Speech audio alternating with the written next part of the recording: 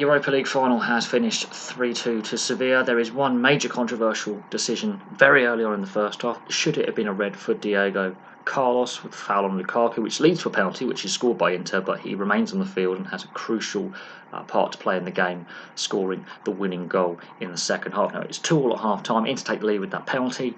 Sevilla calm down, they settle, they score the equaliser with De Jong's header from a Jesus Navas cross. Great bit of build-up play for the entire Seville team. That is what you call pass and move football. Brilliant header. Handanovic has no chance on the first header. It's a pretty open game.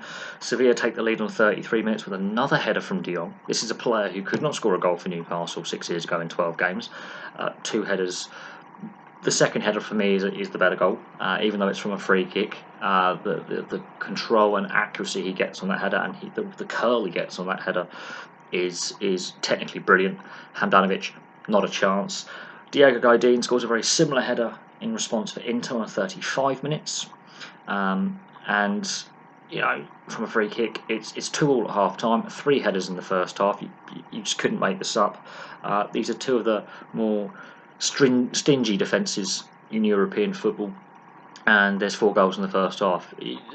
I don't think either manager would have been very happy with how their teams defended from set plays, considering that 2 headers were scored. Antonio Conte has got very passionate on the touchline. He has been given the manager's yellow card. Lopetegui, former Spain and Real Madrid manager, he also had his moments of outburst on the touchline in the first half. I felt that the referee... Should he have given the red card to Diego Carlos? That is the debating point. He had no intention of going for the ball on the penalty shout. And the fact he only gets a yellow and stays on and scores the winning goal in the second half, obviously that's going to be a big debating point, not only for Inter fans, but for anyone who watched that game, anyone who likes the sport of football. We have to look at the decision objectively. Was a yellow card sufficient? Should it have been a red?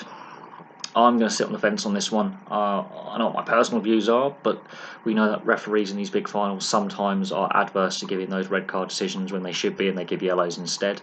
There was times when the game could have boiled over. It was a very entertaining first half, but the passion was boiling over a little bit. Every decision was being questioned by the players. There was a bit of spite in the game. But half-time comes. I didn't want half-time to come, to be honest, because I thought there could have been more goals in that first half. But 2-2 at half-time, I think, is a fair reflection on both sides. Inter playing on the counter-attack, Sevilla wanting to play a bit more possession football, fast-paced possession football mind, with a lot of passing and moving and crossing. They were trying to move the ball at pace, Inter trying to counter-attack at pace. So in that regard, it was a very open first half. And I think 2-2 at half-time is generally a fair assessment of where the game was at. The second half, I think Sevilla shut down Inter far more effectively. Inter had a few moments in front of goal. But Diego Carlos with that overhead kick, yes, it's not the cleanest overhead kick. It does take a deflection past Handanovic. Should he have been on the field? That's the debating point. Yes, he commits a foul in the first half very early on. But he now scores the winner. So that decision not to go for a red and go for a yellow has backfired on Inter, benefited Sevilla, and Inter had no response to that goal in 73 minutes. I think that was the dagger blow. I think they'd run out of energy. I think Sevilla used their bench more effectively. Lopetegui tactically used the bench better. Inter, I think, they just ran out of steam. Sevilla, ironically, not very successful domestically in Spain. Only won La Liga trophy in their entire history in the 40s. But in this competition, they've won it 6 times in a decade and a half. It's an outstanding record in recent years. In the last 14, 15 years, 6 times they have won this trophy. They've never lost a Europa League or formerly UEFA Cup final. And of course, they now qualify for the Champions League next season. Also, Inter will also qualify for the Champions League next season by virtue of their league finishing position. This sets us up very nicely, obviously, for the Champions League final on Sunday. But yeah, question marks over that decision to keep Diego Carlos on the field. And again, a referee's decision is being questioned. We have seen in other finals and other big games where referees tend to avoid giving the red card early on for similar offences. So question marks over refereeing standards again. But overall, a really entertaining game. Second half wasn't as entertaining as the first, and I don't think either coach would have been, if they're analysing this game in the postseason, would have been happy with how those teams defended, considering that they pride themselves on their defence. But entertaining game, great final, 5-goal thriller, and a great way to start the beginning of the end of the season, with the Champions League final being the official end of the season on Sunday.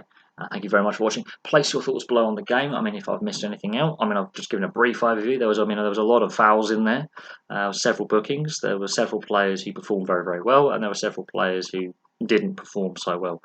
Interesting to see Ashley Young having a very quiet game as a wing back.